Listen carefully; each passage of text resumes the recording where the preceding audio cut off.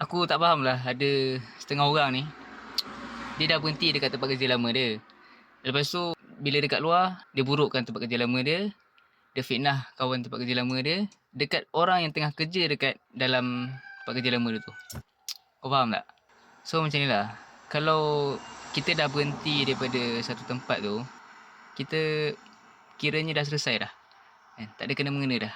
Seeloknya kita ceritalah benda-benda yang positif dekat orang-orang yang nak masuk kerja situ. Janganlah kita bercerita perkara yang tak betul ataupun perkara yang boleh mendatangkan sangka buruk ataupun fitnah dekat orang lain. Jangan kita bila kawan tu nak masuk, kan, contoh kawan kita ada kawan kita ni nak kerja dekat tempat kerja lama kita tu, kan. Kita ceritalah benda-benda yang baik, benda-benda yang positif. Kau try lah kerja situ, bagus. Staff kat situ pun semua boleh buat kerja semua, kan. Tak berkira, boleh teamwork. Jangan kau fitnah tempat kerja kau. Kau cakap, kau janganlah kerja situ.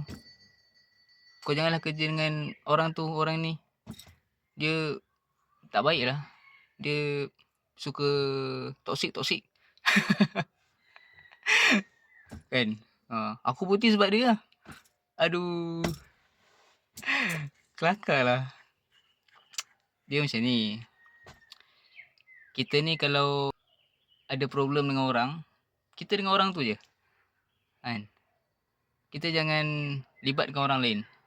Yang pertama. Yang kedua, kita kena sedar kalau diri kita ni tak baik, kita mengaku kita ni bukan orang baik. Dan jangan kita burukkan orang tu, kita fitnah orang tu, sedangkan dia okey je kat situ.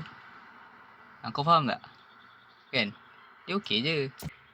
Mungkin time kau kat situ, kau yang masalah. Engkau yang buat hal. Lepas tu kau fitnah orang lain. Macam mana? Kan? Macam tu lah. Kalau kita ni, aku pun bukan orang baik, kan. Kalau kita bukan orang baik, kan, ataupun kalau kita nak buat benda yang tak elok, kita kan janganlah ajak orang lain jom kita. Biar kita seorang je. Okay? Kan? Lagi satu. Kalau kau ada problem dengan orang lain, kan, biar kau dengan dia je. Kau jangan libatkan orang lain. Kau faham tak? Contoh, kau ada problem dengan si B. Lepas tu kau libatkan cerita problem kau dekat si C. Janganlah macam tu. Kan? Kita tak suka, biar kita seorang je. Jangan ajak orang lain. Okay?